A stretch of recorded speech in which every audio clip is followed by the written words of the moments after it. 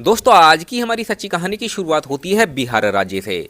बिहार राज्य के अंतर्गत एक गांव पड़ता है जगदीशपुर गांव, और इसी गांव की रहने वाली सावित्री देवी जो कि एक विधवा महिला होती है। जी हाँ दोस्तों, सावित्री देखने सुनने में बेहद ही खूबसूरत होती है और इसकी उम्र 40 से 45 साल के आसपास होती है। सावित्री की उम्र 40 से 45 साल तो थी, लेकिन उसकी उम्र 30 साल की जैसी वो दिखा करती थी। सावित्री अपने आप को काफ़ी मेंटेन रखा करती थी, इसीलिए 45 साल की उम्र में भी उसकी उम्र 30 साल के जैसी दिखा करती थी। जी हाँ दोस्तों, सावित्री का पति नहीं था क्योंकि काफ़ी साल पहले इसके पति का एक बीमारी के चलते देहांत हो चुका था। पति के जाने के बाद सावित्री के ऊपर घर की पूरी जिम्मेदारी आ जाती है, इसीलिए वो अपने घर का पालन पोषण करने के लिए, अपने परिवार का पालन पोषण करने के लिए घर में ही एक किराने की दुकान खोल लेती है, और उसी दुकान से जो कुछ भी इनकम हुआ करती थी उसी से वो अपना और अपनी एक लौती बेटी किरण का पालन पोषण किया करती थी। जी हाँ दोस्तों, इस तरीके से कुछ दिनों के बाद दोस्तों जो सावित्री होती है वो अपनी बेटी किरण की शादी एक संतोष नाम के बेहद ही हैंडसम लड़के से कर देती है।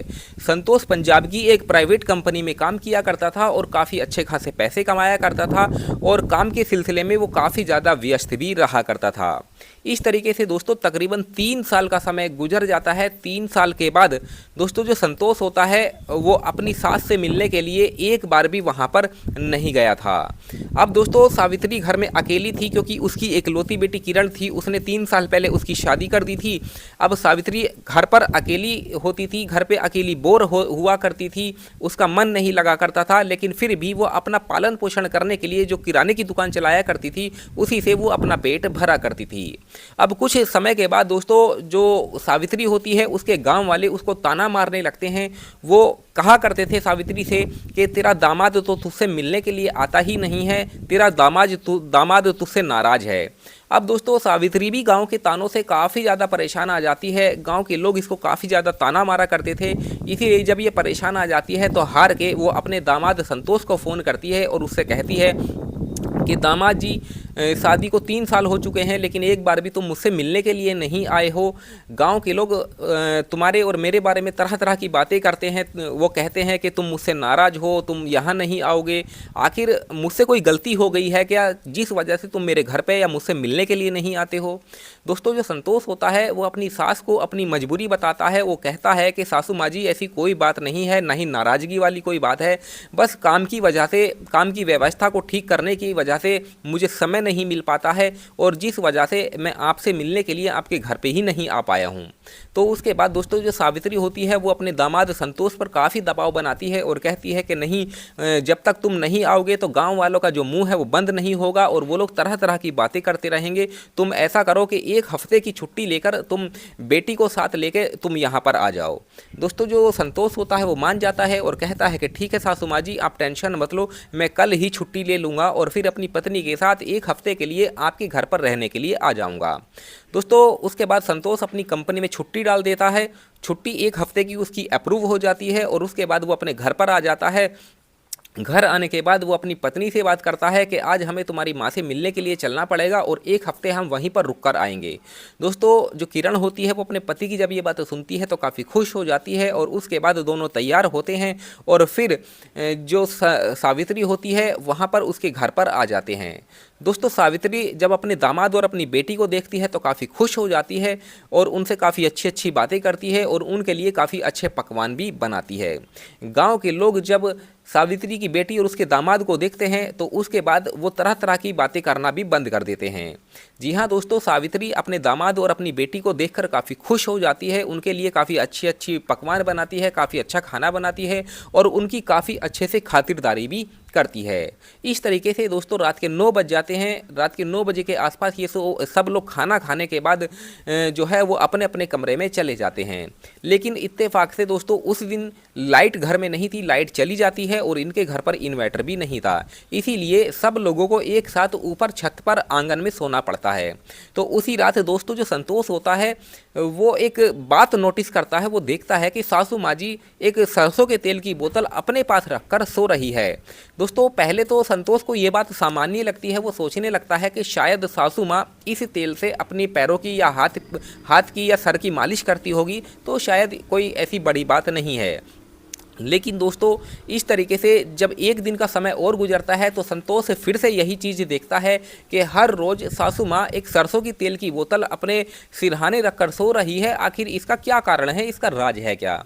उसके बाद रात के 12 बजे के आसपास जो इसकी सास सावित्री होती है वो उठती है, और जैसे ही उठती है तो कुछ आहट हो जाती है। उसी समय संतोष भी उठ जाता है तो देखता है कि उसकी सासू माँ घर से बाहर निकल रही है, और घर से बाहर निकलने के बाद वो जा रही है। तो संतोष भी दोस्तों अपनी जिज्ञासा को पूरा करने के लिए, अपने दिमाग में शक को दूर करने के लिए, संतोष भी अपनी सासू माँ के पीछे पीछे हो जाता है। वो देखता है कि सासू माँ के हाथ में एक सरसों की तेल की बोतल भी है और वो घर से दूर कहीं पर जा रही है। तभी वो देखता है कि घर से दूर एक जंगल में एक कुटिया बनी हुई थी, और इसकी सास सावित्री उस सरसों की तेल की बोतल को लेकर उस कुटिया में चली जाती है। तभी थोड़ी देर के बाद गाँव का ही एक व्यक्ति जो कि उसकी सास की उम्र का होता है वो भी उस कुटिया में आ जाता है। ये सब माजरा जो होता है दोस्तों, जो संतोष होता है वो सब एक पेड़ के पीछे खड़ा हुआ छुपकर देख रहा था। तकरीबन 1 घंटा गुजर जाता है दोस्तों। 1 घंटे तक ये जो इसकी सास होती है और वो व्यक्ति होता है वो दोनों एक दूसरे से बातें करते हैं, और उन्हें जो कुछ भी काम करना होता है वो सब करते हैं। उसके बाद इसकी जो सास होती है वो अपने घर पर आकर और रात के समय में ही सो जाती है। जी हाँ दोस्तों, अब संतोष को ये समझ नहीं आ रहा था कि आखिर सासू माँ हर रोज़ इस सरसों की तेल की बोतल लेकर जाती है और उस व्यक्ति से मिलती है, और आखिर उसके साथ वो करती क्या है, ये माजरा क्या है। अब दोस्तों अगले दिन जैसे ही रात होती है, खाना पीना खा के जब सब लोग सोते हैं, तो रात के 12 बजे के आसपास सावित्री फिर से वो सरसों की तेल की बोतल उठाती है और फिर से उसी कुटिया में चली जाती है। उसके बाद संतोष भी फिर से उसका पीछा करने लगता है और एक पेड़ के पीछे छुपकर ये सब देखने लगता है। थोड़ी देर के बाद वो गांव का जो व्यक्ति होता है वो सावित्री से मिलने के लिए उसके पास उस कुटिया में चला जाता है, और फिर से इन दोनों का वही कार्यक्रम चालू हो जाता है। अब संतोष को दोस्तों ये बात काफ़ी खटकने लगती है। वो सोचने लगता है कि आज तो सासू माँ को मैं घर के बाहर ही पकड़ लूँगा और उससे ये पूछूंगा कि आखिर ये माजरा है क्या। अब दोस्तों जब सावित्री के घर आने का समय हो जाता है तो उससे पहले ही संतोष मेन गेट पर आकर खड़ा हो जाता है, और जैसे ही वो मेन गेट पर खड़ा होता है तो थोड़ी देर के बाद सावित्री भी अपने मेन गेट पर आ जाती है। तो उसी समय संतोष अपनी सासू माँ को रोक लेता है और उससे पूछता है कि सासू माँ जी, मैं जानता हूँ कि तुम कहाँ से आ रही हो, क्या करके आ रही हो, और ये माजरा क्या है, इसके बारे में पूरी सच्चाई तुम मुझे बताओ। दोस्तों जो इसकी सास सावित्री होती है वो अपने दामाद को पूरी डिटेल में बताती है। वो कहती है कि देखो दामाद जी, ये सरसों की तेल की बोतल मेरे हाथ में होती है, और इस सरसों की तेल की बोतल को लेके मैं उस कुटिया में जाती हूँ जहाँ पर मेरी एक व्यक्ति से, मेरे ही उम्र वाले व्यक्ति से सेटिंग है। मेरे पति के जाने के बाद वही मेरे काम आया, सुख दुख में काम आया, और जिस चीज़ की भी मुझे ज़रूरत पड़ी वो आदमी हर तरीके से उसने मेरी मदद की। इसीलिए मैं उसे पसंद करती हूँ और उससे मिलने के लिए उस कुटिया में जाती हूँ, और उसके बाद हम दोनों बात करते हैं और जो कुछ भी हमें करना होता है वो करते हैं। उसके बाद संतोष जो होता है वो ये बात समझ जाता है कि सासू माँ जी उस व्यक्ति के साथ क्या करती है, वो तो ये समझ जाता है, लेकिन उसे अभी भी ये समझ नहीं आ रहा था कि आखिर ये सरसों की तेल की बोतल हर रोज़ क्यों लेकर जाती है। तो ये बात भी वो अपनी सासू माँ से पूछता है। तो इसकी जो सास होती है वो उस सरसों के तेल की बोतल का राज बताती है और कहती है कि देखो दामाद जी, जो व्यक्ति मुझसे मिलने के लिए आता है वो थोड़ा बूढ़ा व्यक्ति है, अधेड़ व्यक्ति है, और उसका ये सब करने के लिए उतनी इच्छा नहीं होती है, उसका मन नहीं करता है। लेकिन जब इस सरसों की तेल से मैं उसकी मालिश करती हूँ तो उसकी इच्छा जाग जाती है, उसका मन करने लगता है, और काफ़ी देर तक वो मेरे साथ टिका रहता है।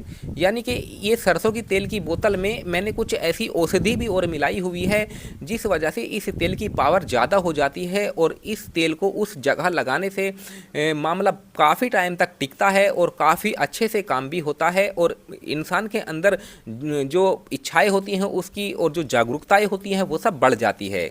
उसके बाद दोस्तों संतोष को ये भी समझ आ जाता है कि उस सरसों के तेल की बोतल से उसकी सासू माँ क्या करती है और इसका राज है क्या, वो इस चीज़ को समझ जाता है।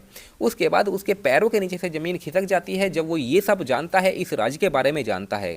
तभी उसे गुस्सा आ जाता है और अपनी सासू माँ के ऊपर वो भड़क जाता है और उसको तरह तरह की बातें कहने लगता है और कहता है कि सासू माँ जी देखो, तुम अभी जवान हो, उतनी तुम्हारी उम्र नहीं है कि तुम बूढ़ी हो चुकी हो।